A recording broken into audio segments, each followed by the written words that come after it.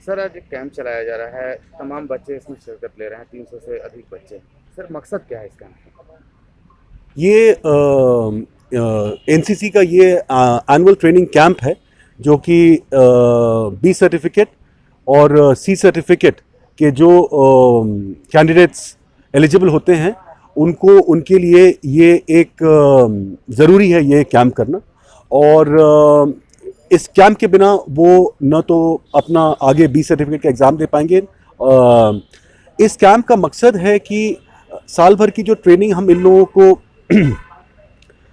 Classes में और respective institutions में जा कर के हम इन लोगों को जो देते हैं उन सब का एक समराइज्ड वर्जन, उन सब का एक निचोड़ इस कैंप में हम लोग इन बच्चों को सिखाते हैं। और जो जो इनके बीच में जो प्रतिभाएं हैं उन सब प्रतिभा को हम और इनको अपनी प्रतिभा से हम अवगत कराते हैं। इन्हीं बच्चों को बहुत बार हमने देखा है कि इन बच्चों को के अंदर जो टैलेंट है वो इन बच्चों को खुद ही नहीं पता है। तो इन कैंपों के द्वारा हम इन बच्चों को इनके गुण के बारे में इनको बताते हैं, इनको अच्छा इंसान बनने के लिए क्या क्या चीज़ों की ज़रूरत है वो सब चीज़ें हम सिखाते हैं।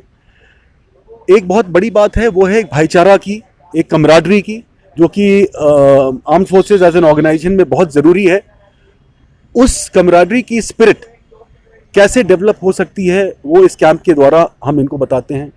इस कैंप में हम इनको मैप रीडिंग के बारे में प्रैक्टिकल चीज़ें सिखाते हैं, इनको weapon training, battle craft, firing, इनसे लाइव फायरिंग करवाते हैं। इनको हम तो ये सब चीज़ें हैं जो कि जो जिस चीज़ की प्रैक्टिकल तरीके से करने की ज़रूरत है उन सब चीज़ों को हम इस कैंप के द्वारा बताते हैं और इनको और प्रशिक्षित करते हैं। कितने दिनों का ये ट्रेनिंग होता है बच्चे लोग का? ये एनुअल ट्रेनिंग कैंप 10 दिनों का होता है और इन 10 दिनों में इनका हम एक ट्रेनिंग शेड्यूल बनाते हैं और इनको जिस जिस चीज़ों में इनको ट्रेनिंग की ज़्यादा ज़रूरी है उसको हम यहाँ पर करवाते हैं। ट्रेंड होने के बाद इन लोग कौन कौन सब पुलिस में जा सकते हैं? देखिए जो जैसे मैंने शुरू में ही कहा कि बी सर्टिफिकेट और सी सर्टिफिकेट बहुत ज़रूरी है। आज की डेट में जो वैल्यू है सी सर्टिफिकेट का वो बहुत ज़रूरी है और वो एक कैडेट तभी उसका हकदार बन सकता है अगर उसने बी सर्टिफिकेट किया। आर्म्ड फोर्सेस में इससे आर्म्ड फोर्सेस में इनकी एंट्री बहुत सिंपल हो जाती है सी सर्टिफिकेट लेने में।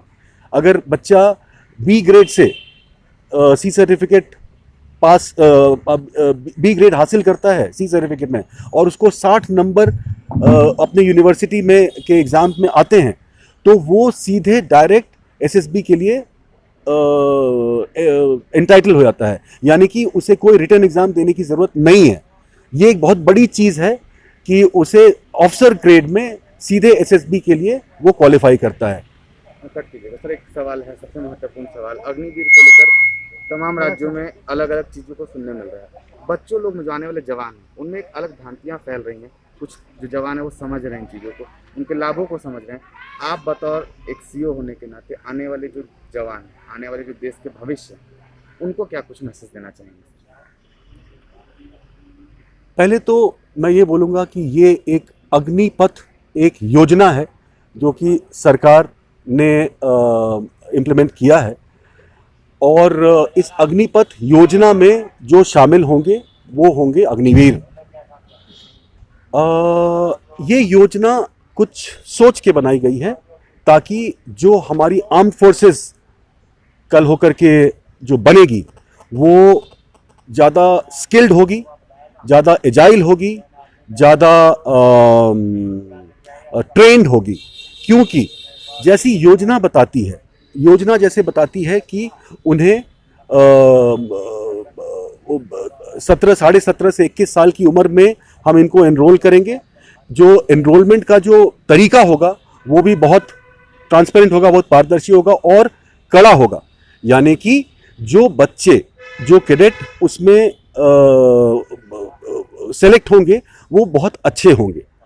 उसके बाद इस योजना के तहत सोचिए, इस योजना के तहत उन बच्चों को पता है कि अगर 4 बच्चे शामिल होते हैं इस योजना में और एनरोल होते हैं, उनको पता है कि इसमें से 3 बच्चे ही रहेंगे, क्योंकि सरकार ने बताया इस योजना के तहत कि 25% को परमानेंट एनरोलमेंट मिलेगा, बाकी 3 को 4 साल की नौकरी के बाद में उनको किसी और ऑर्गेनाइजेशन में काम करना पड़ेगा। तो ये जो 4 साल, ये 4 साल और ये जो 4 बच्चे जो मेहनत करेंगे वो काबिल तारीफ होगा। वो अपनी पूरी जी जान से लगा करके करेंगे।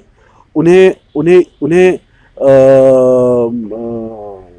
तो इससे जो हमारी फौज है, जो हमारी आर्म्ड फोर्सेस है, वो ज़्यादा सशक्त होगी, ज़्यादा बेहतर होगी।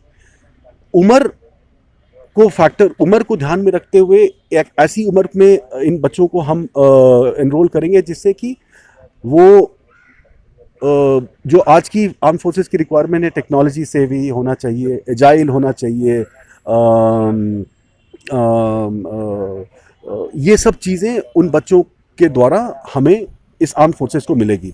दूसरी बात कि फौज का जो एवरेज मीन एज है वो एज भी घट जाएगा। जो पहले उससे अगर पहले 30 के आसपास था, वो अभी 24 के आसपास हो जाएगा। सो एक यंग फोर्स आर्म फोर्सेस बनेगी। पूरा परिचय। मैं colonel Amitabh Verma, commanding officer 3 Jharkhand NCC battalion Ranchi.